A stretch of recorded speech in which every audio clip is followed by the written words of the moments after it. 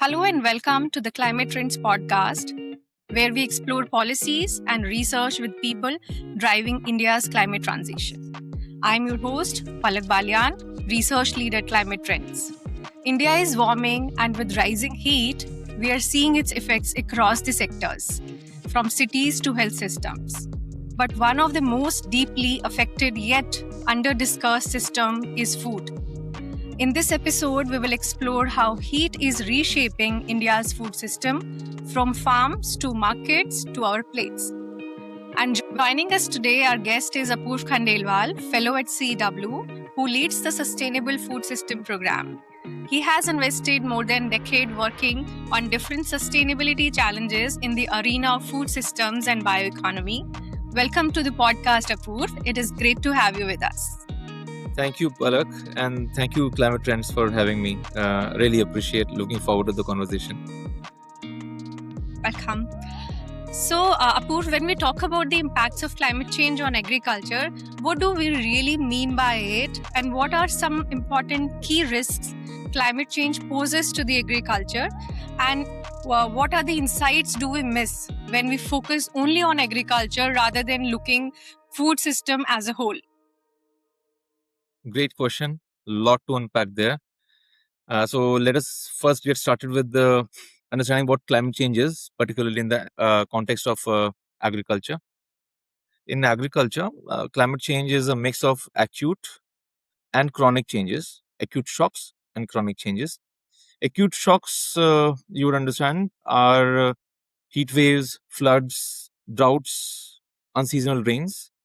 And chronic climate change are, and we're talking about them a lot, rising temperatures thanks to the GHG GHG gas concentration rise in the atmosphere, changing rainfall patterns, and increasing groundwater stress. Those are some of those examples. Over time, these changes also create new risks. For example, pests and diseases spreading into new regions where they were not seen before. Now, let's also try to understand that phrase that you use, what the food system, the whole. If we don't see the whole, if we don't look at the food systems, what do we miss? So let's first understand what food systems is. At CW, we look at food systems as everything that shapes the journey of food, from how it is grown to how it reaches our plate, and then how it nourishes our bodies and the environment around this journey that the food faces. It includes the choices that the farmers make about the seeds, fertilizers, crops, water use, and water technologies, how food is stored, transported, processed, and sold, and the factors that impact what people can afford and choose to eat. From this lens, production and consumption are fundamentally linked. In one part of the system, if something gets disrupted, the effects don't just stop at the farm. They will ripple through the markets, household budgets, and ultimately every family's plate. Everything is interconnected and interdependent. That's food systems lens. When we think of climate change will definitely impact agricultural production for sure. The million tons of the production that the farmers are solving for us, that will get impacted, the quantity. But we'll miss important things that matter if we miss the food systems lens. Let me take a few examples. So one thing that comes to my mind is we'll miss the fact that the climate change is also driving dilution in nutrition. And let me explain that with an example. The crops that we are growing and will be growing in future may look the same in terms of size, the quantity, the shape maybe, but it will start containing less iron, zinc, and protein. Why? Because with rising CO2 concentrations in the atmosphere, which is one of the important greenhouse gases, which is causing the climate warming, with CO2 concentrations rising, the plants are going to accumulate carbohydrates much more and much faster, which will then mean relatively lesser nutrient content. That means a family that can eat a full meal, there will be families who will still eat full meal, but still not get nutrients that they need. it would be important to refer quickly to the food security framework that FAO, Food and Agriculture Organization, brought in to explain what food security is. And they said that it's just not about production security. It has four elements: availability of food, accessibility of food, and third, they said, is utilization of food, ultimately making that food and that nutrition bioavailable, getting absorbed in the body. That's important. For example, India loves drinking tea, but I'm sure some of the audience will know, but some may not know that if you have just had a rich iron rich meal, like vegetables, etc., and then you're consuming tea, it will actually inhibit the absorption of iron in your body, and you must not do that. So even if you're consuming enough iron, it is not becoming bioavailable. And then in future, as the CO2 concentrations keep on rising and the nutrition dilution keep on happening, the awareness that what needs to be processed, how and how it needs to be consumed is going to be very important to then enable sufficient bioavailability of nutrition amongst our population. So, if climate change driven nutrition dilution is not on our radar, then we won't appreciate the disproportionate importance of citizen awareness campaigns on nutrition sensitive processing and consumption practices.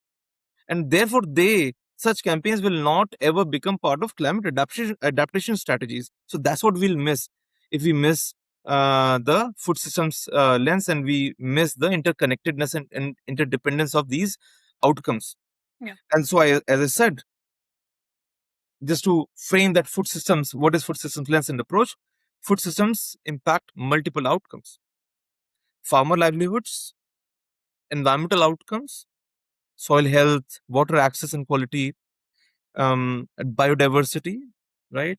And nutrition for all of us. These are all the outcomes that the food systems enables. And all these outcomes are also interlinked. So it is multi-outcome, but also interlinked and interdependent in terms of outcomes. For instance, water used in agriculture drives water stress. Yes. Right? And the level of water stress depends on the crop choices made by the farmer. Crop choices made by the farmer in turn determine what is the kind of farmer income that farmer is going to make. But at the same time, crop choices are heavily driven by the government procurement policies. And what government procures and then provides via its public distribution system heavily influences the diets of 800 million Indians to which the public distribution systems reach. And then these diets and these food provisioning shape our food demands, and then we demand the same back, and then drive the demand signal for the production. So that's what it means to appreciate food systems. And therefore, the food system lens calls for a whole of government approach to governance, including the approach to climate action in the agriculture or in the food system. What does that mean? It means agriculture, water, health, rural development, and energy. All policies in all these spaces, domains, by all these departments shape the food systems together. And therefore, we need convergent and coherent policy making. Food systems lens is also diversity sensitive. India is too diverse for one solution to work everywhere. Climate risks in Rajasthan are very different from what we're seeing in Assam. And then we're still talking about states. Within a state, we are seeing in the data that we are making available with the now climate data tools like Kravis, Kravis.ai. I think everyone should check this out. This is a digital public infrastructure that we have brought out, bringing multiple government endorsed data sets together with an AI layer so that everyone out there can understand the climate impact on themselves, not just scientists, researchers, but also individuals. But coming back, what we are noticing, and you will notice even on Kravis, is that even within districts, even within blocks, the kind of risks we are seeing, they are variable, they are different. And therefore, the challenges, needs, and adaptive capacity is will be different in these regions, and we need to appreciate that the challenges, needs, and adaptive capacities for women farmer are going to be different from a male farmer. The challenges for a tenant Yeah. farmer are going to be different from that one that owns a land already, and therefore food systems approach calls for a differentiated region specific approach based on local realities to then build climate resilience in the most suitable, equitable, and effective manner. Let me stop there on that one.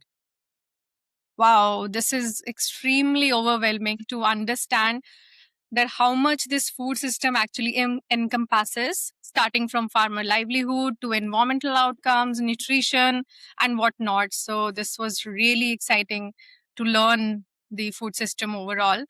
So, but when we talk about climate change, so heat stress is actually becoming an increasingly visible consequence of climate change. And with implication across the food system, how this rising heat is actually impacting or affecting crop yield, labor pattern overall, because you have talked about the livelihood as well, and the food availability on the ground. Thank you for that question, because it really is a, heat is a great example to establish why we need to do system thinking to come up with more holistic and and and uh, and effective strategies for climate resilience. Um, so first, let's discuss how does heat actually impacts agriculture. Yeah. Many of your viewers may be already aware, but for others, every crop has critical growth stages, Mhm. especially during flowering and sometimes grain filling, etc. If a heat wave strikes during those particular days, the plant comes under stress, produces fewer grains or fruits, and the yield is permanently reduced. The impact of reduced harvest obviously then eventually reaches all of us through lower supply and higher food prices. Mhm. We saw this during 2022 heat waves, which reached news like every other heat wave now becoming prominently covered in the media cycles. But in 2022, just a few days of extreme heat during wheat's critical growth stages caused 10 to 35% yield losses across parts of North India. Less Mhm. wheat reached markets, supplies tightened, prices came under pressure. We are seeing the same story this year in Alfonso, my favorite food and king of fruits in general. I am sure you would also agree to that. Extreme heat during Yeah. flowering in Maharashtra's Konkan region caused heavy flower drop and poor fruit setting. Farmers harvested less, consumer paid more, and fruits quality also simply suffered. I mean, and this keeps on happening repeatedly. So there is a clear pattern, and therefore we require much more systematic effort from private sector and from the government to solve for this. But coming back to various other effects that heat can have, heat also affects livestock, an important part of agriculture. Yes. Buffaloes and crossbred cattle, which are more vulnerable to heat stress as compared to the indigenous cattle. Mhm. Um, CW recently brought out a report titled Cattle and Community in the Times of or in Changing Climate, Sustainable Pathways for India's Dairy Sector, based on a national survey that we did on bovine rearers across India.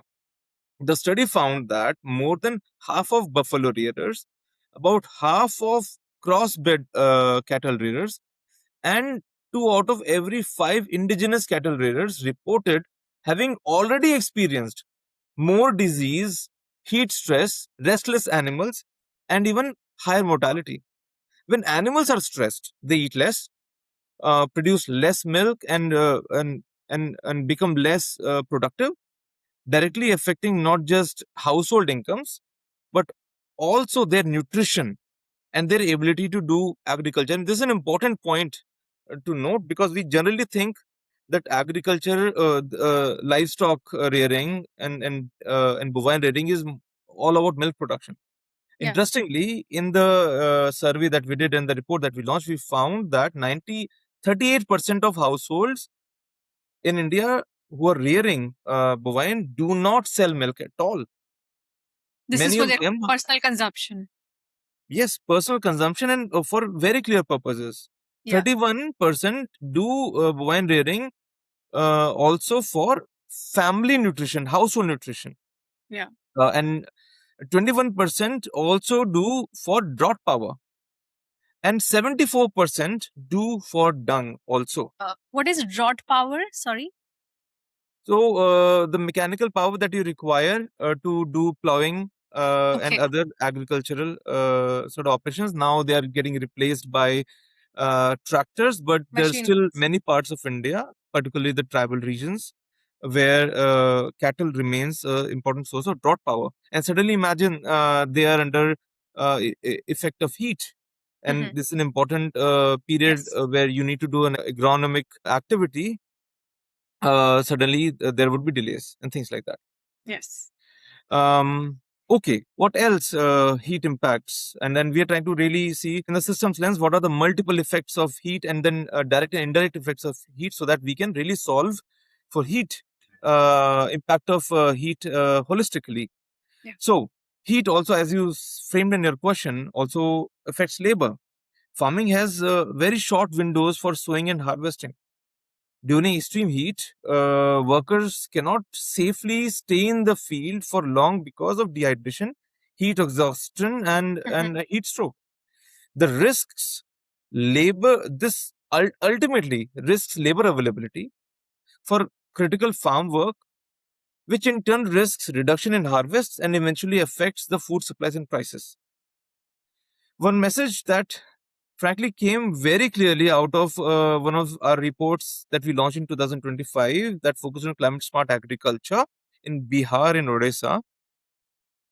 It brought out that farming families are suffering from repeated droughts, floods, Mhm. and erratic weather. And this has become even more uncertain for farming with time. Mhm. And therefore, when young people see that that uncertainty increasing year after year, many start looking for stable work outside the agriculture and the sector which is already struggling to attract youth. Yeah. This is all adding to the fuel and exodus of the future people power, the future force that will be bringing food to us. Last, no, maybe two more. It also drives pest and disease shifts. Warmer and more humid conditions allow pest and fungal disease to spread faster. And we saw that in 2025, heat in parts of Andhra Pradesh caused mango flowers to fall before they could even turn into fruits. Then it's led to pests spreading quickly. Many growers had to spray their orchards much more than usual amount of pesticides, increasing just the cost of pesticides, but also exposing farmer workers for much more pesticides than usual. Yet many fruits were still damaged by pests, leaving fewer premium quality mangoes for sale and making it harder to meet export standards. In fact, this year, unfortunately, mango exports to Japan were disrupted over gaps in pest control and fumigation controls. Yeah, that was news all over. Yeah. Yes, yes, and this is a pattern. We are seeing this, and Yeah. therefore, let's not take this as a ad hoc one-off events, and we need much more systematic whole of government approach to address these things. Just coming back to the last point, I want to, in terms of impact of heat, I want to identify so that we cover the entire story. We covered what happens on the farm and therefore the value chain. We covered what happens on the livestock. We covered what happens to the labor, to the future labor. Also covering what happens to the forests. In the same report that we launched in 2025, Bihar and Odisha study, we highlighted that because of there are multiple hidden impacts of climate change that you don't see. When forests and become hotter and drier, food and water inside them became scarce. Yeah. Wild animals, wild boars, etc., who are not able to now get those food and water inside the forest, increasingly enter nearby farms looking for food, damaging crops like paddy, maize, pulses, leading to ultimately human wildlife conflicts. And Yes. therefore, the ultimate message is for heat action in agriculture, we cannot avoid food systems lens. If we want to really think through and come up with the most meaningful solutions and avoid unintended solutions and that come and bite us back with surprise. Back to you. Thank you, Apoorve. And by understanding the whole list of impacts of heat and overall climate change, I see that there is definitely a need to build a resilient food system, and which requires better alignment between the production, markets, and consumption. So, Apoorve, where do you see the biggest disconnect now today between what farmer grows, where what market demands, and what people consumes? So, where is this disconnect in today's agriculture sector or food system as a whole? I don't want to come across too critical about everything. Um, but if you ask me, I think I see disconnects everywhere across the entire food system. Let me pick a few to make my point. Right. The first disconnect I see is between local demand and the production. Earlier, for example, in case you have traveled to villages of India, the Yes. locally grown mustards and groundnuts was processed in the village ghani and sold within the community, in the village and around. Right. In addition to also selling it to the market, the distant market. Mhm. Local demand gave farmers, and like this, there are multiple other crops that were locally produced, processed, and consumed. And that local demand gave farmers the confidence to grow a diversity of crops that suited for the soil of that region, the climate of that region, the food culture of that region. Instead of simply just focusing on one or two crops for a distant buyer in a distant market. Today, food often travels much longer distances before reaching our kitchens. The longer the supply chain is, the more vulnerable it becomes to climate shocks, heat waves, floods, transport disruptions. When these links break, farmers lose market, consumers pay more, or Yeah. sometimes they don't get the right nutrition, and communities become more vulnerable. So there is a disconnect now we see in the local market and the production. Second example I want to pick, or the aspect I want to pick, is the disconnect between what we produce and what people in India need to eat. Think about the typical Indian thali. Mhm. Um, Even your home, my home, the chances are high that the cereals take up most of our plate, Yeah. right? Yeah. हम बोलते भी ऐसे ही हैं, right? We talk in Correct. terms of how many rotis did you eat, right? Our Yes. benchmark is in terms of cereals. Cereals. While pulses, vegetables, and fruits, nuts take up much smaller share. Sometimes they're just not on the thali at all. Yet these are exactly those food groups. You go to a doctor, you go to a nutritionist, and they will encourage you to eat the same which are missing. The question today is not only are we producing enough food, but also whether we are producing food that helps people stay healthy. That's Mhm. the real question. A simple way to understand this is through the example of rice. Today, India's rice stock are often around 3 times or more, higher than the buffer required for food security. While we continue to import large quantities of edible oils and pulses, it doesn't mean that rice is unimportant.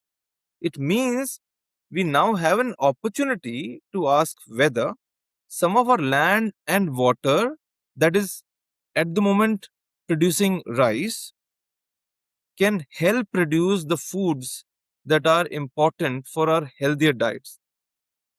And then healthy diets are important for ultimately climate resilience of our people. Yeah. So and then we know that recently there was a report by NIN, National Institute of Nutrition. 56% of India's non-communicable disease burden is linked to bad diets, not just undernutrition, but also overconsumption of rice, wheat, salt, sugar, etc.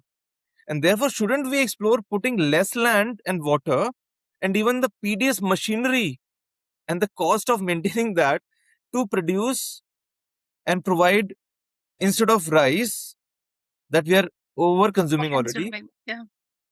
Uh, and also not just over consuming, but also putting ourselves at a risk of occurrence of cardiovascular issues, obesity, diabetes, and other NCTs, as NIN notices. So that's second big disconnect, what we are producing and what we need to eat in India. The Mhm. third disconnect is between what people need and what our production system supplies.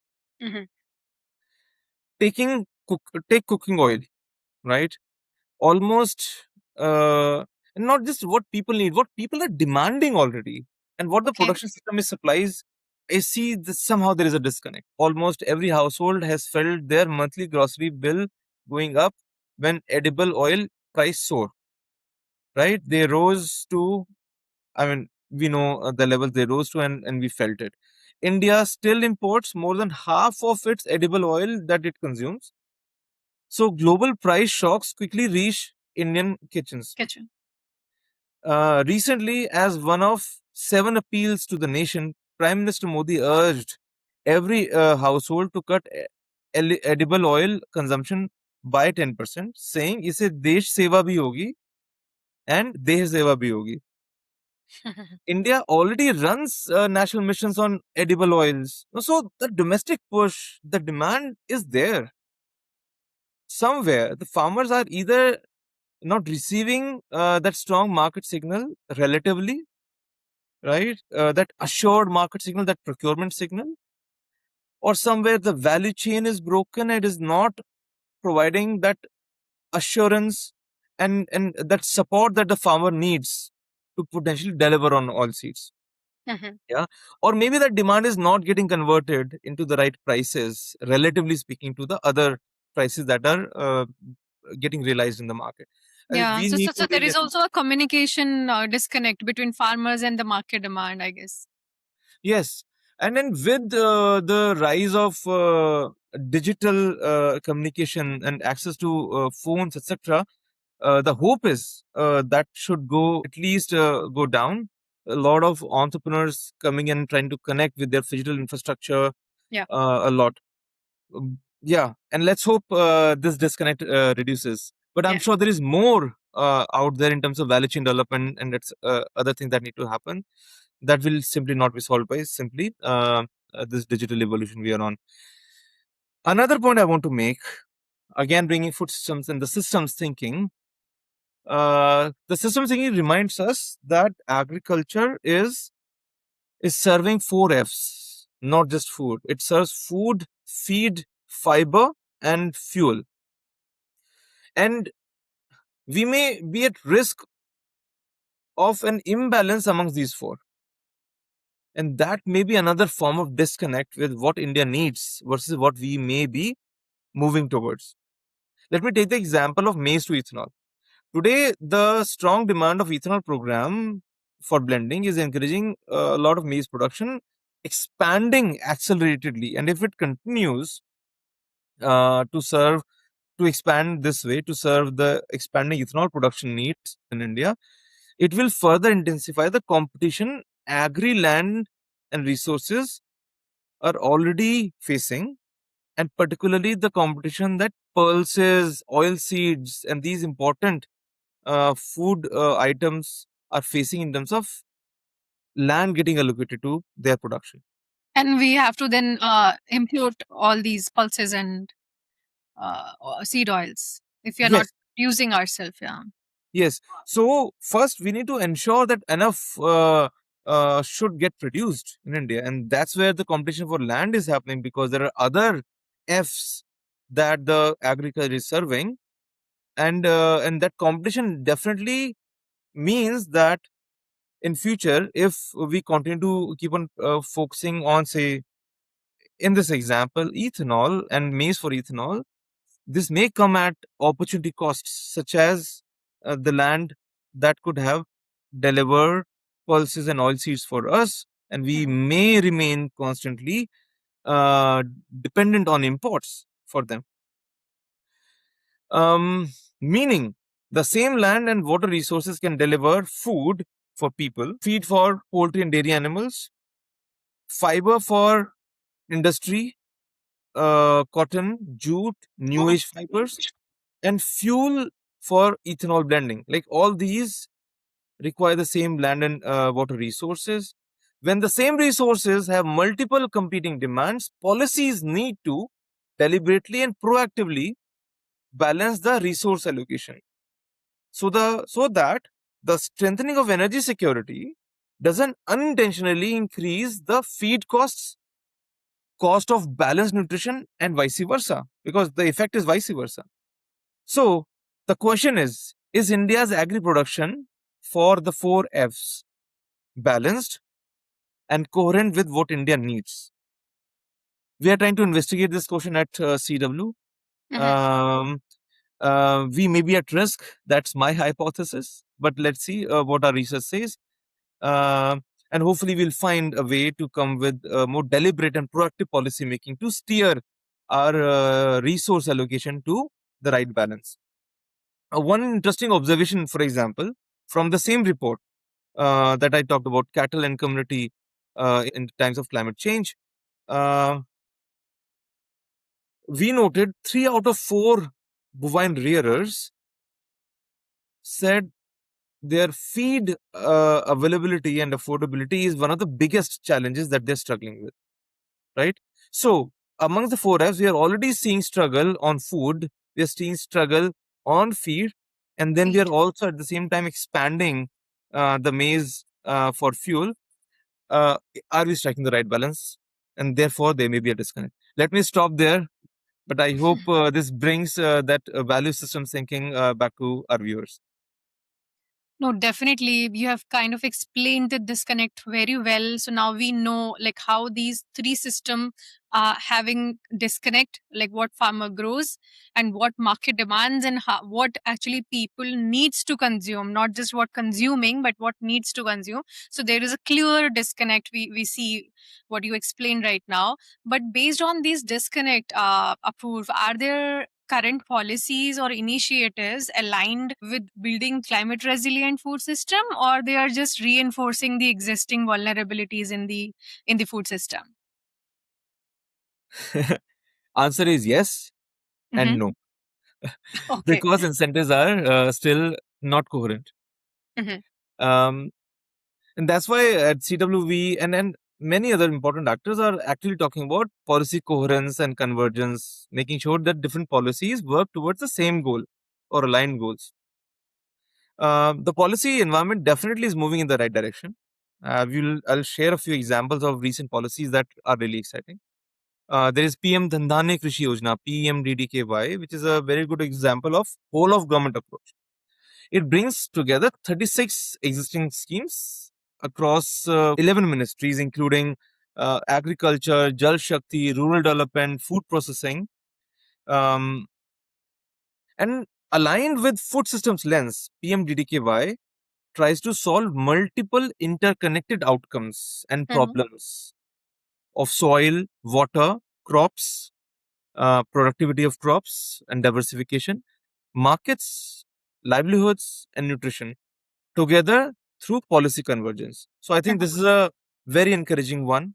At the moment, being focused on 100 districts across India, we ourselves supported actively the government of Rajasthan to come up with district development plans under PMDDKY. So very exciting one. Uh, National Mission on Natural Farming is another one. The mission encourages farmers to gradually reduce dependence on expensive and heavily subsidized chemical fertilizers, and instead use locally produced, locally available natural inputs such as Jivamrit, Bijamrit, mulching, and other biomass recycling outputs. These practices improve soil organic carbon, strengthen um, beneficial microbes in the soil, sort of biological activities within soil, and help soil hold much more moisture. Um, Healthy soils actually behave like a sponge. They Yes. absorb uh, whenever there is heavy rainfall. You will see they will absorb better.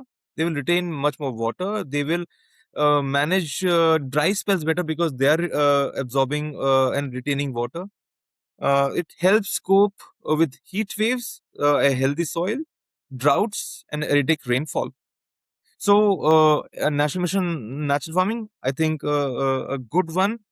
Unfortunate is the size of money, size of funds that has been allocated to it relative to other schemes. But But this is moving to the need of the hour. So because people are rejecting our chemical rich fruit crops, so that's why I think we should more focus around the natural farming. Yeah. exactly, I think there is much more awareness amongst the consumers around safe food now, and I think that's to be leveraged. That is a opportunity that to be leveraged to start creating a critical mass of production ecosystem that then serves this demand. Yeah. I was keen to share a third example, uh, which is PM Pranam. For decades, systems in India did not reward farmers or states for efficient fertilizer use. PM Pranam changes that, which is exciting, where central government now shares with the states half of the subsidy savings that the states are able to do, if they are able to do, by reducing fertilizer consumption and improving nutrition use efficiency. This really now encourages states to invest in soil testing, balanced fertilizer application, composting, bioinputs supply, and farmer awareness. Hopefully, this is encouraging states to work towards these things. Last one, I think this was a couple of years ago. The last one was the momentum that we saw at the back of the International Year of Millets, and the millet sort of push that we saw in India, strongly, particularly championed by Prime Minister Modi, Yeah. where this entire movement helped bring traditional grains, jowar, bajra, ragi to mainstream. These are important grains because these are also very climate hardy, very resilient grains. Yeah. Uh, Millets naturally need less water. They tolerate higher temperatures, perform better in rain-fed areas, which is still around 40 plus percent of India's land, Yeah. cultivable land. And these millets can withstand better, drought better than many popular crops. And they're also rich in nutrition like iron, calcium, fiber, and other micronutrients that our population needs. So one crop then can really enable multiple outcomes, and all these initiatives we have seen in the recent times that are very encouraging. But at the same time, as I said, no to your response also is the schemes and policies that are enabling counter or misaligned incentives. Take the example of fertilizers. Hmm. There are incentives and policies which are not aligned with enabling climate resilience in agriculture in the food system. Let me take a few important examples. They're in the agriculture domain quite popular and discussed, but I think for audience this is important to be reiterated. Okay, let's take the example of fertilizers and how much we are spending and how we are governing fertilizers and investing in them. In 2025-26, India's union government budget allocated 1.68 lakh crores for fertilizer subsidies. And this year, it is thanks to the West Asia crisis, the subsidies are going to go much higher, tentatively. While at the same time, in 2025-26, the National Mission on Natural Farming received 616 crores. So, for our audience, this means what? I think around 300 rupees towards fertilizers to for every 300 rupees on fertilizer spent, 1 rupee spent towards natural farming, if I'm correct in doing my maths. Um, Put simply, chemical inputs remain heavily subsidized in markets, and friendly alternatives and bio inputs are not. That explains why alternatives still struggle to compete. So Farmers that's the res- disconnect. exactly, that's the Yeah. disconnect. That's the incoherence Incoherence. uh, in our policy ecosystem to that takes us that impedes climate resilience to be achieved. Mhm. Farmers, they respond to incentives, Of course. and I mean, let's not say that they only respond to incentives, but incentives are a key driver of their decision making. They're rational actors. And today, those incentives remain much stronger for conventional inputs than for climate friendly alternatives. Without a level playing field, bio input entrepreneurs, bioresource centers, or local supply chain actors are struggling to grow. And we see similar pattern. So we discussed fertilizers, we discussed how there is a lack of level playing field, and that's the incoherence that we must solve for. Another important space to discuss in terms of incoherence is the subsidies that are given for electricity for agriculture, particularly in the states such as Punjab, Haryana, Andhra Pradesh, Telangana, where the farmers are receiving almost free or very highly subsidized electricity for irrigation. This support has been critical for definitely improving India's agriculture production and protecting farmer incomes also. But when pumping groundwater is so cheap, Yeah. this is obviously less. There is like limited or no incentive for farmers to use water efficiently. Over time, this has encouraged water-intensive crops like paddy to emerge in even water-stressed regions. The story of Punjab, we all know, and still continues to mine water and produce paddy. And there are many more regions which are moving in the same trajectory towards Punjab. Another important incentive, which I believe, or the policy environment that I believe is incoherent, is the assured rice and wheat procurement that the government of India is providing via their MSP system. MSP on these crops helped India overcome hunger and food security challenges, an achievement that should never be underestimated. We were a ship to mouth economy, right? And we must not underestimate what they have delivered. But now, as I shared earlier, India holds around 3 times the rice buffer and more generally in stock as compared to what is required for food security. While we continue importing large quantities of edible oil and pulses at the same time, as I said before. Mhm. Thus, again, the entire procurement regime still is enabling incoherence and impedes us in ways to achieve climate resilience. Last example, and a strong one I would want to pick up, is Odisha, which strongly illustrates why policy coherence matters. Odisha is recognized as a leader in India's millet movement. Odisha Millet Mission become the poster child of the millet movement in India. Yet, unfortunately, millet cultivation has recently declined in some areas in Odisha. Farmers, because they are responding to the government incentives that the government are bringing in, the market incentives for rice. There is additional uh, beyond the standard MSP. There is additional remuneration provided to the farmers just by the state government. The challenge is making sure that these incentives that government is enabling collectively via their multiple schemes, this entire policy environment,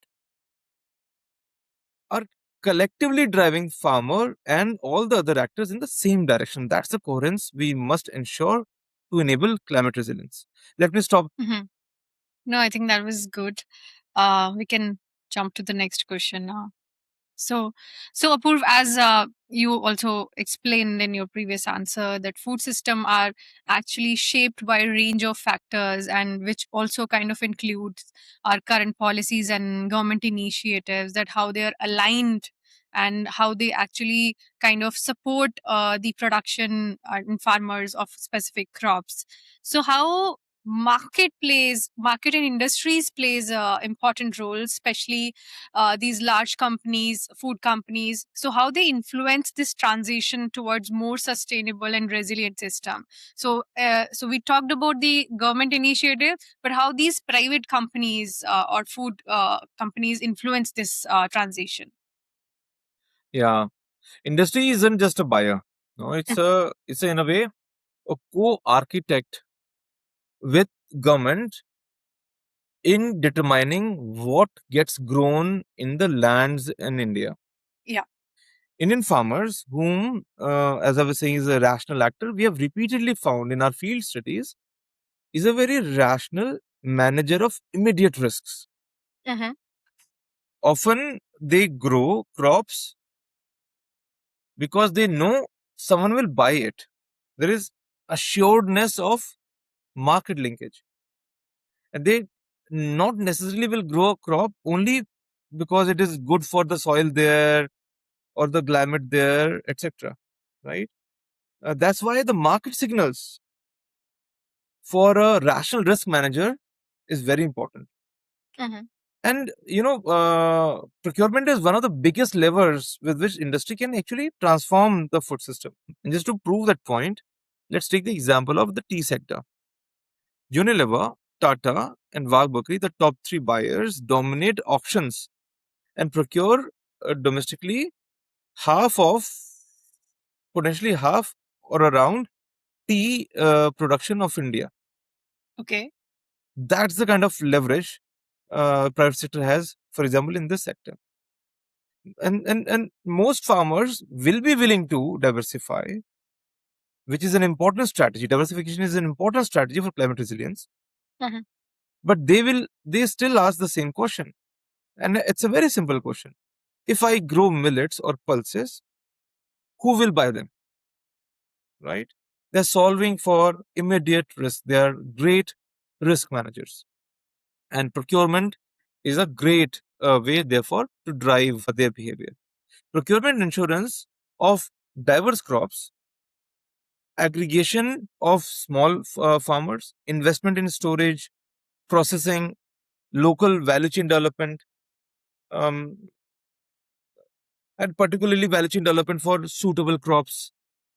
This all, right? Yeah. This entire package will reduce the uncertainty and make diversification a practical business decision, hopefully.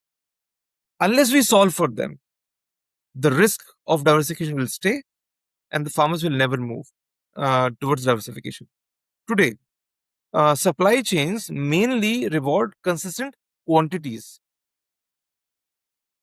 whether private sector or public sector. Increasingly, private sector companies who have come to appreciate the criticality of climate resilient supply chains for themselves, they also need to therefore start rewarding soil health, efficient water use, and diversified farming, because those are exactly the kind of interventions that will make their supply chains resilient, Mm-hmm. right? Yeah. So they need to move beyond just rewarding quantity, but also these qualitative aspects. And to enable adoption of climate resilient agriculture at speed and scale in their supply chains and in the supply sheds that they procure from, large food and beverage companies need to provide collective market signal. That can be in the form of, say, public pledges that they come and make.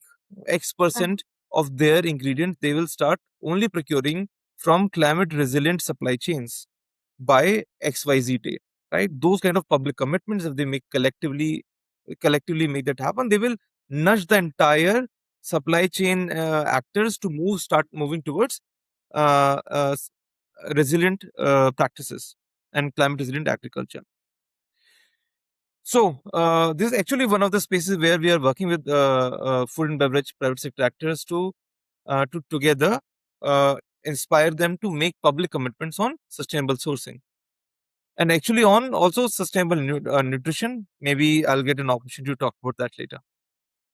Okay. So, as you explained, Apoorve, that when we talk about players or stakeholders in food system, it's not just the farmers or government or consumers who are important, but industries plays very critical and important role to drive this sector. And that actually brings me to my next question. And this is something personal kind of a question, that given the consumer's preference, which are largely driven by the availability and affordability of the consumer. So, what would a climate resilient agriculture diet look like? As from your perspective, and how feasible it is to shift consumers behavior towards such diet, because it's not just the agriculture production shifts required, but also the consumer shifts required towards the healthier diet. So what is that? Palak, this is not just personal for you; it's definitely personal for me and for many of our viewers today. So let's start from the top. Let's first unpack what a climate resilient Indian diet means. A climate resilient, a diet to be climate resilient needs to be climate resilient in getting produced and becoming accessible, as well as it must improve health of the consumers so that they become resilient going ahead. So it is not just about replacing rice or wheat with one new superfood, but it is about bringing diversity back to the plates that enables that the production is more is climate resilient, as well as the consumer health improves. So what will it include? It will definitely include nutri-cereals, right? We have been talking about them. The jowar, bajra, ragi, the local millets, whatever locally is suitable based on the farming systems, the environment, the food culture. Uh, In fact, CEEW's dietary diversity study that we launched this year notices a very interesting fact that on an average, Indians consume a sufficient amount of protein per capita. But Mm-hmm. when you double click, what we discover is that nearly half of that protein is coming from cereals, especially rice and wheat, as compared to NIN's recommendation of one third. I will repeat. NIN recommends that one third of our protein or less should, I think it's not less, one third of the protein should come from cereals. Okay. And rest should come from higher quality protein sources such as pulses, dairy, etc. And for us, it is half of it, half of our protein that we consume per capita is coming from cereals. So we are consuming enough protein, but not of the right quality, right? And therefore again we need to solve for diversity in where we are consuming protein from. um, and when pulses are obviously one of the most affordable uh, sources of protein, and they're important for our diets and health, but also when you produce pulses, pulses fix nitrogen in the soil, which then reduces our dependence to fertilizer and thus makes food system further resilient. Climate resilient diet would also include more seasonal and local fruits. We just discussed about what we consume more and what we consume less, right? And therefore, such a climate resilient diet will have to include more local seasonal fruits, vegetables, green leafy vegetables, nuts, and depending on what grows in the local region, more context specific varieties of the kind of food items that I talked about. It means also the climate diets, the climate resilient diets will also mean to not just eat more of these foods, but moderate consumption of what we're the food items that we're consuming more, such as we consume a lot of oil, so that reduction in that oil is important consumption. Salt, we should reduce sugar We are consuming much more. We should reduce that. And ultra processed foods. That consumption of ultra processed food is constantly rising. And that we also noted in our report recently on India's diet diversity. And we need to really moderate that. The goal is simple: rebuild diversity on the plate that improves our health and therefore our resilience as individuals, and then align and simultaneously align production, procurement, processing, and markets behind this diversity to enable this diversity and enable in a way it is climate resilient. Now, your central question: can consumer behavior really change? The answer is yes, and I will not say no. The answer is yes, because our habits have never been static. They have Yeah. been changing with time. And we know that no public policies around procurement, subsidies, school meals, private sector led advertisements, marketing, and our changing incomes and our own lifestyles are changing, and all of them have led to changes in the diets that we are consuming. The green revolution didn't just change the farmer and their production portfolio. It gradually also changed the Indian diets that the families were consuming. Rice and wheat became much more available and affordable and therefore mainstream. That was not the case earlier. The Yeah. same approach can now, therefore, can't we repeat the same experience, the same trajectory? In our opinion, the same approach can be used to diversify our diets again. Using the public programs, the public distribution systems, the PM Poshan 2.0, we can gradually introduce more pulses, millets, fruits, vegetables, milk, and eggs, and whatever is suitable depending on the regional food habits. But we need to really improve the diversity, localization, and decentralization of the food system that enables our diets.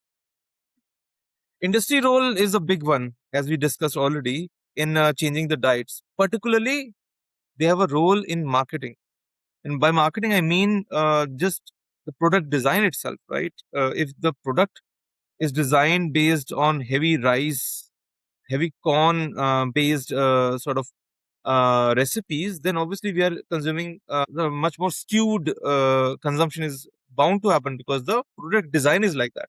So, better product design, better placements, promotion, marketing, advertisement towards more sustainable or sustainable nutritious product is going to be important and can actually drive change. And we have seen that in past. Mhm. You might recall when we were younger, Sunday ho ya Monday, rose ka one day Yeah. was a, and there was also dood pio glass full. No, these were product category level focused collective marketing campaigns by private sector and other enablers and other enabling institutions. And why can't we do the same for more diverse Yeah. food categories and product categories? More recently, we have actually seen, right, a movement towards oats, breakfast cereals, protein drinks, ready to cook food. No, companies don't just sell products, they made them convenient, they make them visible and easy to use, and they're shaping, therefore, the aspiration in consumer behavior again. And it is happening it has happened in past, it is happening now. And if that marketing machinery can be further aligned towards more sustainable nutrition, it can drive consumption behavior change definitely. In fact, we are working towards no sustainable nutrition pledges with some private sector food and beverage companies frontrunners, and hope that we'll be able to bring more public commitments towards sustainable nutrition from them, at least the leading ones. Also, let's keep in mind government has a lot of role to drive such campaigns, right? They already did India Right campaign. Mission Life is one of PM Modi's favorite uh, lifestyle for environment. That's the full form. Such consumer campaigns or citizen campaigns that the government has done have a lot of potential to deliver consumer behavior change. What is needed is much bigger and much more sustained momentum towards them. Let me stop here. I think I've covered a lot of grounds. Back to you. So Yes. thank you, Apoorve. And based on whatever you explained about the climate resilient diet, so we kind of understood that local and seasonal food is the key, with some diversity of grains and pulses. And it's not just that affordability and availability should drive our diet. And reshaping consumers' behavior is not just like a challenge anymore. I think together farmers, markets, and government support can actually drive this change easily. So that's a positive note. And as this conversation unfolds, how climate change is not just altering what we produce in the field, but it is also kind of reshaping the entire food system around it, from farm to markets to our plates. Building resilience is actually, it will require us to rethink not just agriculture only, but the connections between environment, nutrition, and overall livelihood of this sector. And this brings us to the end of the conversation. Thank you so much, Apoorv, for shaping or sharing your valuable insights about this topic. And this was Climate Trends Podcast. Stay connected for more conversations and unpack the climate stories which reshapes our world. Thank you for listening and take care. Thank you. Thank you.